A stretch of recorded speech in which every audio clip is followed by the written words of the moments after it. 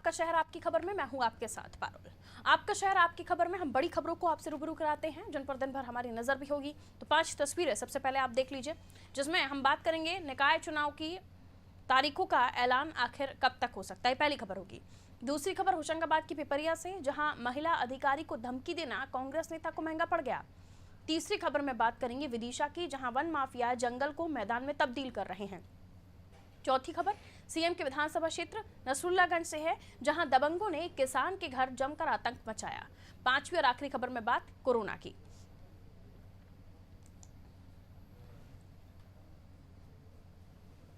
तो प्रदेश में लंबे समय के बाद अब निकाय चुनाव को लेकर लगभग हरी झंडी मिल चुकी है। अंतिम मतदाता सूची जारी होने के बाद अब सिर्फ आचार संहिता लगने का इंतजार है। माना जा रहा है कि जल्द ही राज्य निर्वाचन आयोग नगरीय निकाय चुनाव को लेकर औपचारिक घोषणा कर देगा। सूत्रों के मुताबिक 10 मार्च के बाद कभी भी नगरीय निकाय चुनाव और पंचायत चुनाव की तारीखों का ऐलान हो सकता है। वहीं राज्य निर्वाचन आयुक्त 6 मार्च को वीडियो कॉन्फ्रेंसिंग के जरिए सभी जिला कलेक्टरों के साथ बैठक कर तैयारियों की चर्चा करेंगे। इस बार निकाय चुनाव 2 चरणों में और पंचायत चुनाव 3 चरणों में करवाने की तैयारी है। साथ ही संभावना जताई जा रही है कि निकाय चुनाव के साथ पंचायत चुनाव भी कराए जा सकते हैं।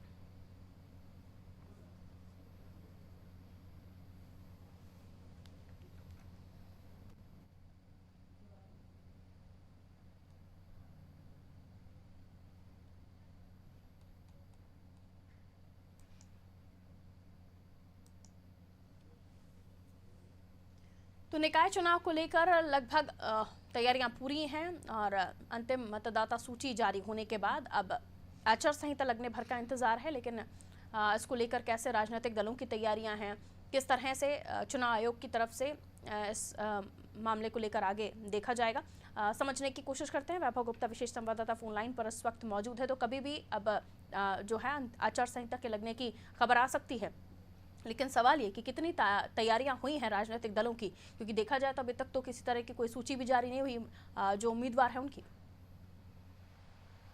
भले ही सूची जारी ना की गई हो, लेकिन जिस हिसाब से सरगर्मियां तेजी से बढ़ी हैं, चाहे वो कांग्रेस हो चाहे वो बीजेपी, क्योंकि बहुत पहले से प्रभारियों की तैनाती कर दी थी और केवल प्रत्याशियों के नामों का ऐलान होना भर बाकी मध्य प्रदेश में रह गया है। मतलब बीजेपी की बात करें तो बीजेपी में कई दौर की अब तक बैठकें हो चुकी हैं नगरीय निकाय चुनावों को प्रत्याशी चयन की कि क्या फॉर्मूला रहेगा, पार्षद चुनाव को लेकर क्या फॉर्मूला रहेगा, महापौर चुनाव को लेकर। वहीं हम कांग्रेस की बात करें तो कांग्रेस की ओर से सभी विधायकों को और पूर्व विधायकों को उनके जिले की जिम्मेदारी सौंपी गई थी। इसके साथ ही कहा गया था कि इस बार जो प्रत्याशी चयन का आधार होगा वो जिले में ही बनेगा। दिल्ली या भोपाल से सूची केवल जारी की जाएगी, लेकिन जो फीडबैक आएगा वो जिले से ही आएगा। तो इस बार कांग्रेस और बीजेपी ने स्थानीय मुद्दों पर जिस तरह से कह सकते हैं निकाय चुनाव लड़ने की तैयारी की है और स्थानीय मुद्दों के आधार पर ही वचन पत्र तैयार किया जाएगा। मतलब जिस तरह से हमने विधानसभा चुनाव में देखा था कि विधानसभा बार वचन पत्र तैयार किए थे कांग्रेस ने, तो इस बार कांग्रेस ने भी यही तैयारी की है कि जो निगम होगा, निगम के क्या मुद्दे हैं, उसके आधार पर ही वचन पत्र या फिर कह सकते हैं घोषणा पत्र की तैयारी की जाएगी। वहीं हम बीजेपी की बात करें तो जिस तरीके से बजट में हमने देखा कि कई सारी घोषणाएं नगरीय निकाय चुनावों को मद्देनजर रखते की गई हैं, वही कई सारे विकास कार्य मेट्रो को लेकर भी करीब 250 करोड़ रुपए का बजट रखा गया है भोपाल इंदौर को लेकर। तो सरकार ने बजट में पूरी कोशिश की है कि नगरीय निकाय चुनावों को लेकर कुछ इस तरह की घोषणाएं की जाए ताकि उस पर जनता को आकर्षित किया जा सके और वोटरों को आकर्षित करके वोट को अपनी ओर आकर्षित किया जा सके। वहीं हम आम आदमी पार्टी की बात करें तो आम आदमी पार्टी ने 100 से ज्यादा प्रत्याशियों की घोषणा कर दी है। तो राजनीतिक दल पूरी तरीके से तैयार है। निर्वाचन आयोग ने वोटर लिस्ट को फाइनल कह सकते हैं अंतिम रूप दे दिया है। दावे आपत्तियां थी, उन पर भी सुनवाई हो चुकी है और निराकरण भी उनके हो सके हैं। तो केवल अब तारीखों भर का ऐलान होना है, तो प्रत्याशियों के नामों का ऐलान हो जाएगा। तो तैयारियां पूरी हैं, चाहे वो कांग्रेस की बात की जाए चाहे वो बीजेपी की बात की जाए। बिल्कुल तैयारियां पूरी हैं, चाहे वो दोनों ही दलों की बात क्यों ना कर लें। लेकिन अब बारी आती है, हमने कुछ और राज्यों को भी देखा जहां कांग्रेस को शिकस्त खानी पड़ी, फिर चाहे वो छोटे चुनाव ही क्यों ना हो, और बीजेपी उभर कर सामने आई। लेकिन यहाँ अगर हम मध्य प्रदेश की बात करें तो 15 महीने का हमने कार्यकाल देखा। 3 बार का कार्यकाल शिवराज जी का और 15 महीने का कार्यकाल कांग्रेस का। अब वो निकाय चुनाव में भी जाते हैं, तो क्या उन्हीं मुद्दों को लेकर निकाय चुनाव में, पंचायत चुनाव में अपनी बातों को रखेंगे या फिर स्थानीय मुद्दों को लेकर बात होंगी, ये सवाल भी बरकरार है। हाँ, स्थानीय जो चुनाव होंगे, चूंकि नगरीय पार्षद का चुनाव सबसे छोटा चुनाव पर सबसे ज्यादा महत्वपूर्ण चुनाव होता है, तो जो मुद्दे होंगे वो मुद्दे स्थानीय होंगे, पार्षद स्तर के मुद्दे होंगे, वार्ड स्तर के मुद्दे होंगे, क्योंकि जो जनता है वो नाली, पानी ये इसके लिए महत्वपूर्ण होता है कि अगर कोई पार्षद इन्हीं कामों को नहीं करा पा रहा और उसके वचन पत्र उसके एजेंडे में ये नहीं है, तो फिर वो किस तरीके से आगे काम कर पाएगा। जिस तरह से आप बात कर रहे थे पारुल की कांग्रेस को शर्मनाक प्रदर्शन किया है गुजरात निकाय चुनाव में, 6110 सीटों पर बीजेपी ने कब्जा जमाया है। वहीं कांग्रेस का प्रदर्शन शर्मनाक है, जिस तरह से उनके प्रदेश अध्यक्ष ने भी इस्तीफा दे दिया। तो कांग्रेस की हालत गुजरात निकाय चुनाव में हमने देखा कि बेहद पतली हुई नजर आई। और हम भोपाल की बात करें, फिर मध्य प्रदेश निकाय चुनावों की लेकिन बात करें, तो अभी भी कांग्रेस कोई फॉर्मूला तैयार नहीं कर पाई है। कांग्रेस के हिसाब से कांग्रेस के जो बड़े नेता हैं वो बयानबाजी जरूर कर रहे हैं कि हम पार्षद चुनाव को लेकर वचन पत्र तैयार कर रहे हैं, लेकिन जिस तरीके से हमने कांग्रेस में देखा कि अभी भी गणेश परिक्रमा का दौर जारी है। जो बड़े नेता होते हैं उनके आसपास भोपाल आते हैं टिकट की मांग के लिए। कांग्रेस के कई जो उम्मीदवार होंगे वो भोपाल आ रहे हैं, कमलनाथ के बंगले पर भी नजर आते हैं, दिग्विजय सिंह के बंगले पर भी नजर आते हैं। या तो उन्हें खुद के प्रदर्शन पर भरोसा नहीं या उन्हें पार्टी के बड़े नेताओं पर भरोसा नहीं, और यही कारण है कि जो बार बार चक्कर लगाने पर उन्हें मजबूर होना पड़ रहा है। बिल्कुल। अब ऐसे में सवाल यही कि आगे अब किस तरह से रणनीति बनाएगी कांग्रेस, क्योंकि इस वक्त अगर कांग्रेस इन चुनाव में भी अपनी पैठ मजबूत नहीं कर पाई तो आने वाला समय बहुत चुनौतियों भरा, या बहुत ही कह सकते हैं कि कांग्रेस के लिए दोबारा से उभरने के लिए काफ़ी हद तक बहुत लंबा समय लगेगा।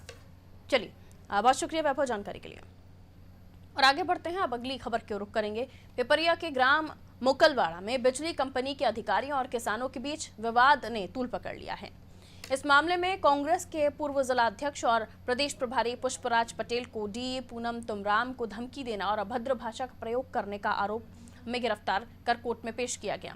दरअसल बुधवार को कांग्रेस ने घटना के विरोध में धरना प्रदर्शन किया था। इसी दौरान पूर्व जिलाध्यक्ष और प्रदेश पदाधिकारी पुष्पराज पटेल ने डी पूनम तुमराम को लेकर अभद्र भाषा का उपयोग करते हुए धमकी दे डाली। डी ने पुष्पराज पटेल की लिखित शिकायत दर्ज करा दी है। पिपरिया पुलिस ने पुष्पराज को रात करीब 10:30 बजे गिरफ्तार कर लिया। देर रात कांग्रेस नेता पुष्पराज पटेल को पिपरिया थाने के एसआई उमेंद्र सिंह राजपूत होशंगाबाद के देहात थाना लेकर पहुंचे। कांग्रेस नेता की गिरफ्तारी की जानकारी लगते ही उनके समर्थक देहात थाना पहुंचे और नारेबाजी की। इस दौरान उनकी पुलिसकर्मियों से भी बहस हुई। मामला बिगड़ता देख पुष्पराज पटेल को कड़ी सुरक्षा के बीच सिटी कोतवाली ले जाया गया। यहां भी कार्यकर्ताओं ने प्रदर्शन करते हुए पटेल को रिहा करने की मांग की, लेकिन इसका पुलिस पर कोई असर नहीं हुआ, जिसके बाद गुरुवार सुबह पुष्पराज को होशंगाबाद कोर्ट में पेश किया गया। आप वरिष्ठ अधिकारियों से बात कर लें। काय में बंद कर रहे हैं, काय में नहीं। वरिष्ठ अधिकारियों से बात चल रही है। आप थाने के अंदर है, हर गई तो जगह से बता रहे हैं तो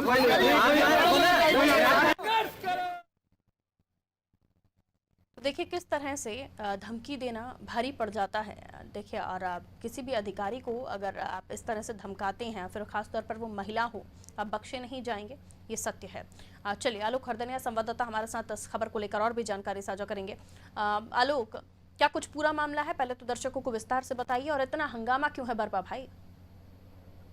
देखिए पारुल, बताना चाहूंगा कि मध्य प्रदेश विद्युत वितरण कंपनी मोकलवाड़ा पिपरिया विकास खंड का ग्राम है मोकलवाड़ा। वहां पर 3 लोगों के यहाँ बिल की बकाया वसूली के लिए जाती है। बिल की बकाया वसूली को डी कह रहे हैं कि हम लगातार इनको बकायादारों को नोटिस दे रहे थे, इन्होंने अपना जो बिल है वो समय पर नहीं भरा था। अब किसान का ये कहना है कि हम इसलिए अभी नहीं भर पा रहे हैं बिल, क्योंकि हमारी जो फसल है वो अभी खेत में खड़ी हुई है। किसान के पास में जो सोर्स ऑफ इनकम होती है वो फसल जब बेचेगा उसके बाद वो बिल चुकता कर सकता है, लेकिन फसल अभी हरी है इसलिए वो उसको बेच नहीं सकता है, कट नहीं सकती, इसलिए वो बिल बकाया रह गया। इसी दौरान बिजली कंपनी उनकी संपत्ति कुर्क करने का प्रयास करती है। जो बकायादार हैं उनका कहना है कि आप हमारी संपत्ति कुर्क करो, किसी हमारे रिश्तेदार की संपत्ति कैसे कुर्क कर सकते हैं। पूरा मामला यहाँ से शुरू होता है और इसी दौरान बिजली कंपनी के अधिकारियों और ग्रामीणों के बीच में मारपीट शुरू हो जाती है। उसके बाद में एक दूसरे पर आरोप प्रत्यारोप का दौर लगातार जारी होता है।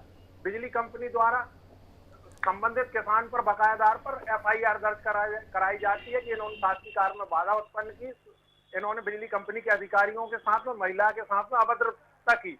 हाँ, ये बात सही है कि एक जेई को लालेराम खैरवार जो है उनको अत्यधिक चोटें आई, जिनका जिला अस्पताल में अभी इलाज चल रहा है।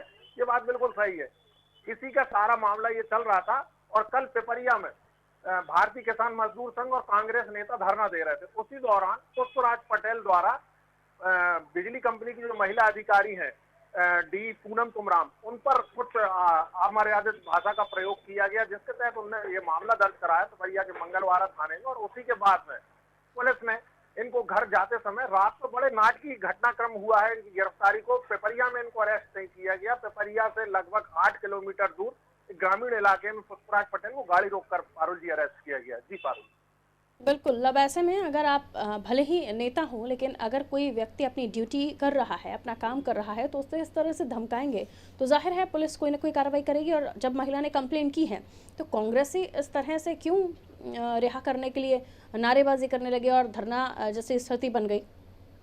नहीं, देखिए कांग्रेसियों की और जहां तक किसानों की बात है तो उनका ये कहना है कि आप जो जिसका बिल बकाया उसकी बिजली कटी रहने दीजिए, मगर वहां पर उस ट्रांसफार्मर से और भी अन्य लोगों की बिजली गई है जिनका बिल का भुगतान पूरा है, उन पर कोई बकाया नहीं।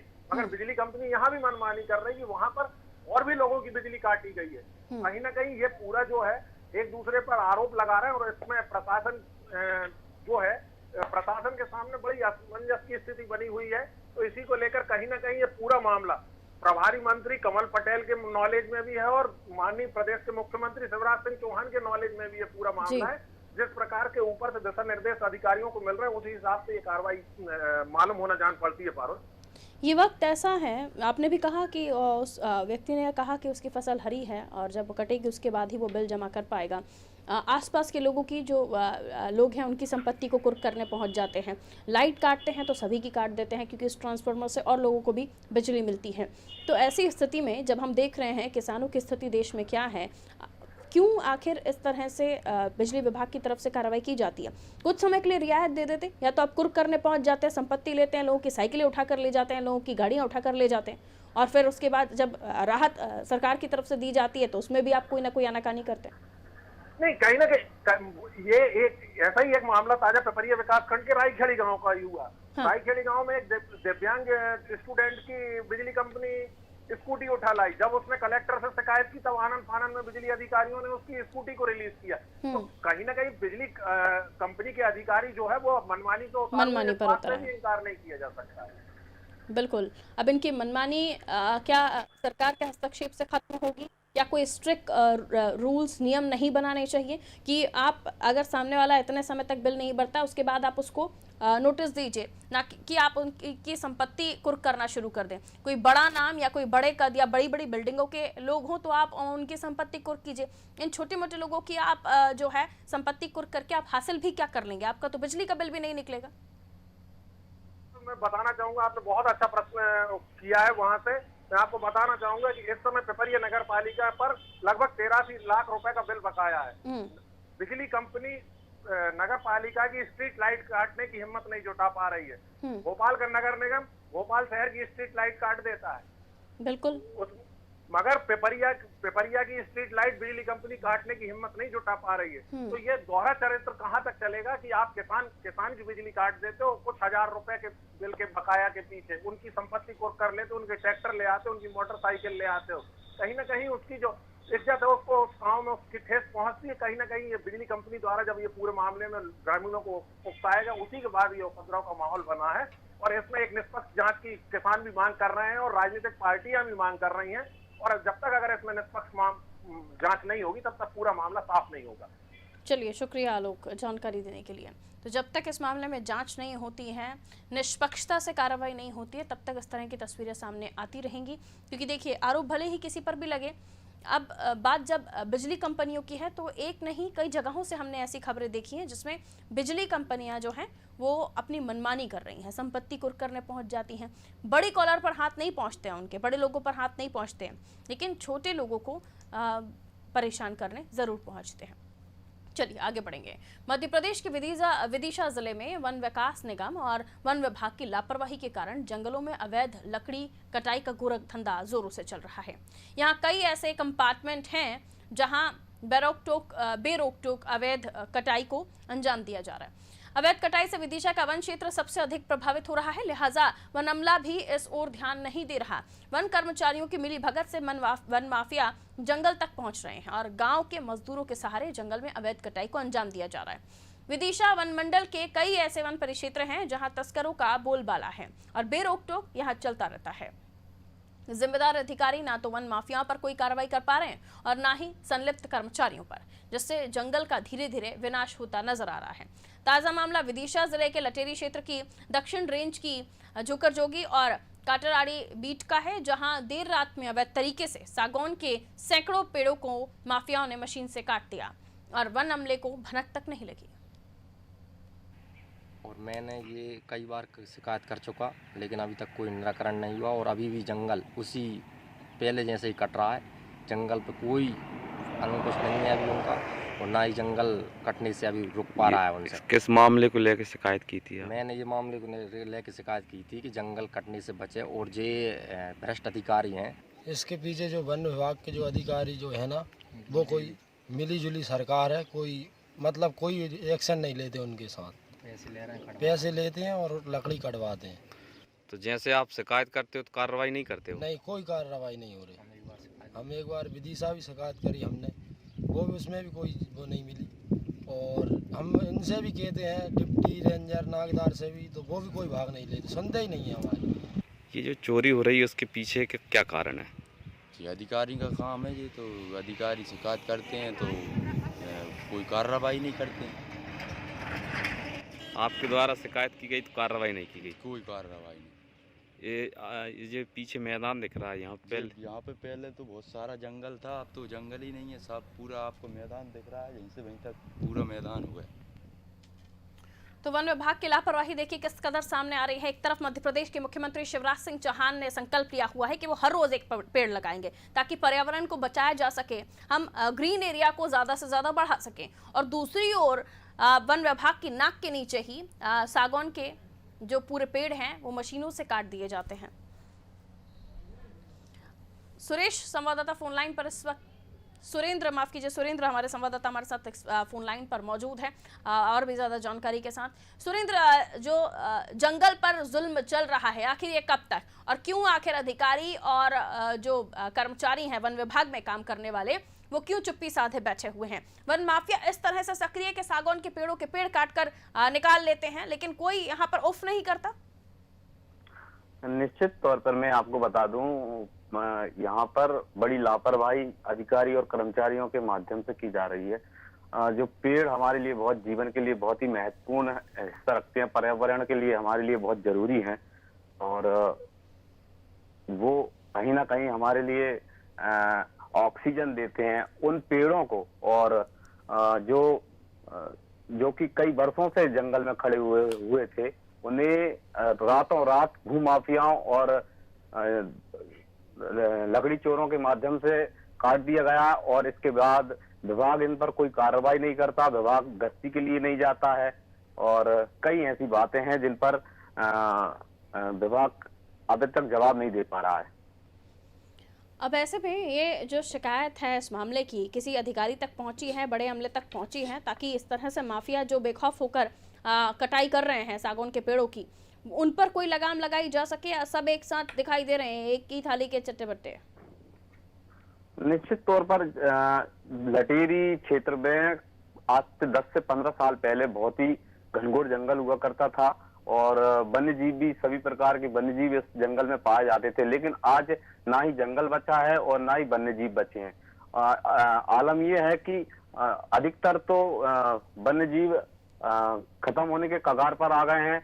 पहले सभी प्रकार के वन्य जीव इस जंगल में हुआ करते थे, लेकिन जब जंगल ही नहीं बचा, उन्हें रहने के लिए उनका घर ही काट दिया गया, छीन लिया गया लोगों के द्वारा, तो अब वो कहाँ जाएं? और इस पर जब अधिकारी कर्मचारियों से हम बात करना चाहते हैं तो वो जवाबदेही से बचते हैं, बाइट देने से बचते हैं। जवाब देने से ये बोलते हैं कि हमारे पास अभी सूचना नहीं आई है, जवाब हमारे पास इसके मामले में अभी है नहीं है। अधिकतर मामलों में यही बात सामने आई है। मीडिया के लोगों ने जब उनसे संपर्क करना चाहा तो मोबाइल बंद कर लेते हैं, और जो जानकारी मांगते हैं उस जानकारी को उपलब्ध नहीं कराते हैं। अब इस मामले में वन मंत्री या भोपाल में बैठा अमला इस मामले में संज्ञान ले लेता है तो ये सागौन के पेड़ बच जाएंगे, वरना क्योंकि अधिकारी कर्मचारी ये कह रहे हैं अभी उनके पास किसी तरह की कोई कंप्लेन नहीं आई है। जो निचले तबके के अधिकारी हैं जिनके संरक्षण में ये सारी चीज़ें हो रही हैं वो बच रहे हैं, तो फिर तो इस तरह से जंगल कटने लगेंगे और कटते ही रहेंगे। शिवराज जी पेड़ लगाते और बताऊं इसमें क्या है कि कर्मचारियों की असहमति की बात भी सामने आई है। जैसे कि वन विकास निगम और वन विभाग, इसमें दो अलग अलग खंड कर दिया गया है और उनमें अलग अलग कर्मचारियों को रखा जाता है। तो अधिकतर बहुत सारा क्षेत्र जो वन विभाग का था वो वन विकास निगम को दे दिया गया, जिनमें पुराने पेड़ों को काट कर नए पेड़ लगाने का प्रोजेक्ट दिया था, जो कि अब पेड़ तो कट गए लेकिन उस जगह पर नए पौधों का जो रोपण होना था उस पर कहीं ना कहीं भ्रष्टाचार हुआ है और नए पौधों का रोपण हो ही नहीं पाया। पूरा जो पुराना जंगल का जो क्षेत्र था अब वो पूरी तरह मैदान में तब्दील हो गया है और उन मैदानों में भूमाफियाओं के द्वारा अतिक्रमण किया जा रहा है, जिस पर विभाग कोई कार्रवाई नहीं करता। उसमें खेतों में फसलें बोई गई हैं और कुएं खोदे गए हैं, ट्यूबवेल लग रहे हैं, जिस पर विभाग आंखें मूंद के पट्टी बांध के उनको देखता रहता है। इस पर जब सवाल पूछते हैं तो जवाबदेही से बचते हैं, विदिशा आते हैं तो चुपचाप निकल लेते हैं। भोपाल में जब फोन लगाने की कोशिश करते हैं तो वही कहते हैं कि हम वन क्षेत्र में हैं, और जब वन क्षेत्र में जाकर उनसे सवाल पूछा जाता है तो बोलते हैं कि हम भोपाल मीटिंग में गए। तो कहीं ना कहीं बचाते वो पतली गली से निकल जाते हैं और किसी तरह की कोई जवाबदेही या जिम्मेदारी नहीं ली जाती। अब ऐसे में देखते हैं आगे भोपाल में बैठे हुए अधिकारी कर्मचारी या खुद मुख्यमंत्री इस मामले में संज्ञान लेते हैं नहीं, क्योंकि लगातार पेड़ों की कटाई हो रही है और मुख्यमंत्री रोज एक पेड़ लगा रहे हैं। तो कितने पेड़ कट रहे हैं और मुख्यमंत्री एक पेड़ लगा रहे हैं, एक पौधा लगा रहे हैं। ये सोच उनकी अच्छी है, लेकिन उनकी सोच से जो तंत्र में बैठे हुए लोग हैं वो कुछ और ही ठान के बैठे हुए हैं। चलिए, शुक्रिया सुरेंद्र जानकारी देने के लिए। बात अगली खबर की। मुख्यमंत्री शिवराज सिंह चौहान के विधानसभा क्षेत्र नसरुल्लागंज में आए दिन लोगों की दबंगाई देखने को मिल रही है। ताजा मामला ग्राम पांगरी से सामने आया है, जहां किसान कांतिलाल बारेला के खेत में लगी चने की फसल को दबंग काट कर ले गए। साथ ही घर पर रखे करीब 20 क्विंटल गेहूं भी वो उठाकर ले गए।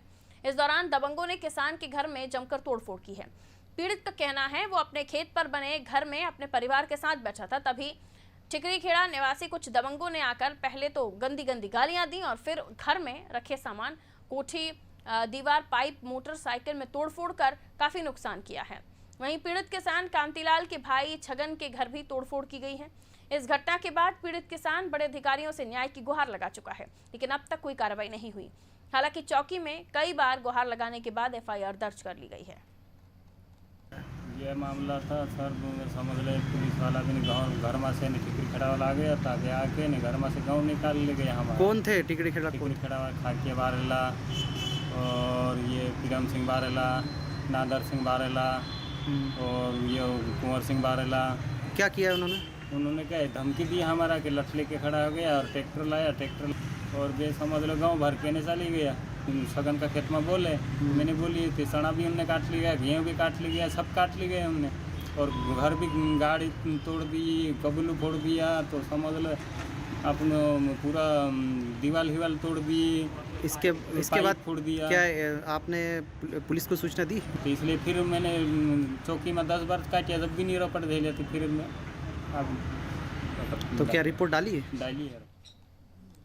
तो मुख्यमंत्री विधानसभा के क्षेत्र नसरुल्लागंज में ये मामला सामने आया है, जहां ग्राम पांगरी है और किसान कांतिलाल बारेला का जो खेत है उसमें चने की फसल लगी हुई थी। दबंग उसे काट कर ले गए, उसके घर में तोड़फोड़ की, उसके घर में रखा वो गेहूं उठा कर ले गए और तमाम चीज़ें जो है नुकसान करने की कोशिश की है उस किसान के साथ। अब ऐसे में जब प्रदेश में और खासतौर पर मुख्यमंत्री शिवराज सिंह चौहान के विधानसभा क्षेत्र में इस तरह की दबंगाई की घटनाएं सामने आई हों और प्रताड़ित किसानों को किया जा रहा हो, तो भला ये सिस्टम में बैठे हुए या पुलिस जो है वो कर क्या रही है। आगे बढ़ते हैं। कोविड वैक्सीनेशन के बीच मध्य प्रदेश में कोरोना का संक्रमण फिर तेजी से बढ़ने लगा है। 50 दिन बाद प्रदेश में 400 के ऊपर नए केस सामने आए।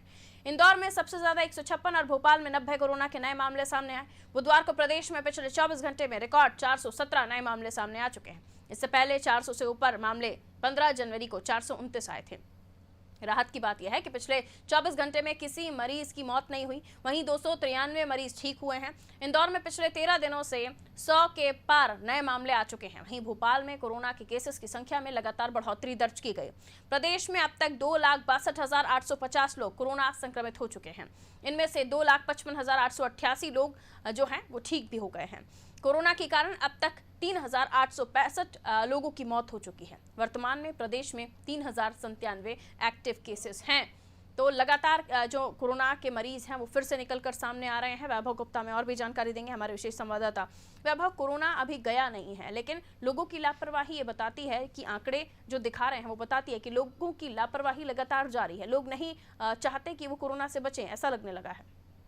कोरोना गया नहीं है, लेकिन लोगों ने शायद इस बात को मान लिया कि कोरोना चला गया है। कोरोना जैसा पहले था वैसे ही आज भी है। जैसे ही आप कोरोना संक्रमित होते हैं तो आपको अस्पताल जाना पड़ेगा, और अगर आपकी किस्मत खराब रही तो आपकी जीवन लीला भी समाप्त हो सकती है, क्योंकि बड़ी संख्या में लोगों ने कोरोना के वायरस के चलते अपनी जान गंवाई भी है। इस बात का रिकॉर्ड भी है, तो अस्पतालों के आंकड़े भी यही कहते हैं। तो जब तक आपको कोरोना की वैक्सीन नहीं लग जा रही तब तक आपको कोरोना की गाइडलाइन का पालन करना ही है।